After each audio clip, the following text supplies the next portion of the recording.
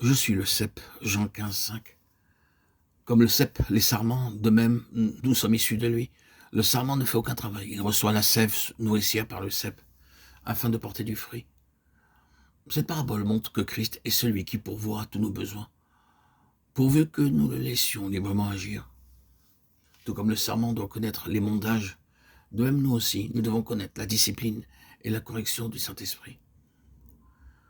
Le sarment demeure attaché au cep. Nous aussi, en demeurant unis à Christ par la foi, sa vie devient notre vie, comme la sève du cep devient celle du sarment. C'est uniquement sa vie qui produit le fruit, et il nous confère l'honneur de le porter. Aussi, en tant que sarment, Dieu doit voir en nous le fruit de sa propre vie en Christ. L'amour, la joie, la paix, la patience, la bonté, la bienveillance, la foi, la douceur, la maîtrise de soi.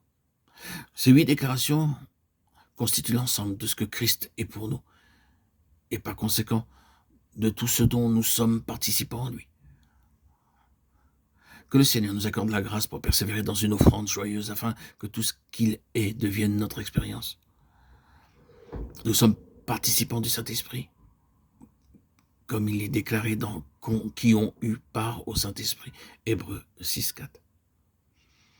Le Seigneur nous fait participants du Saint-Esprit dans l'intention de nous apprendre avec patience et amour à marcher, à vivre et à être conduits par l'Esprit. Pour apprendre à marcher et à être conduits par l'Esprit, nous devons être dans une sujétion totale au Saint-Esprit. Notre être intérieur doit désirer ardemment une telle conduite. Si nous n'apprenons pas à marcher et à être conduits pas à pas par lui, nous commettrons des erreurs et essuierons des pertes. Au début de notre vie chrétienne, nous accomplissons beaucoup de services divers pour le Seigneur avec zèle. Seulement, nous n'avons aucune certitude que ce que nous faisons procède de Dieu. Nous travaillons sans témoignage intérieur de la volonté de Dieu. Il s'ensuit beaucoup de peine et pas de fruits réels.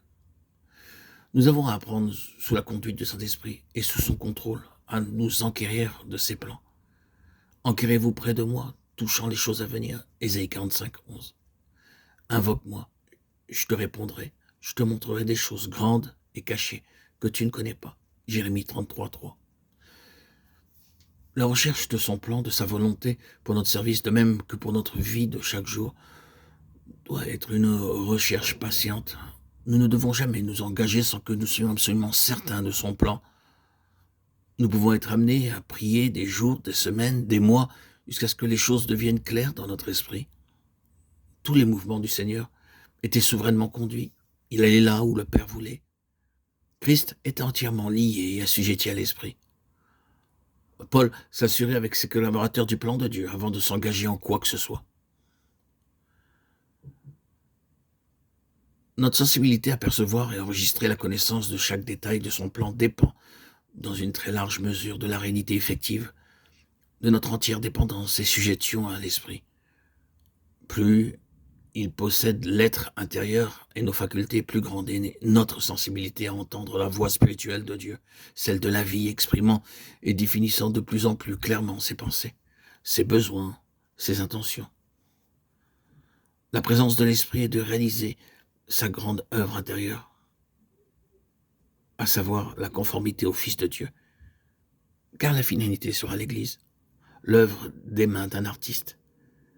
Cantique des Cantiques 7.2.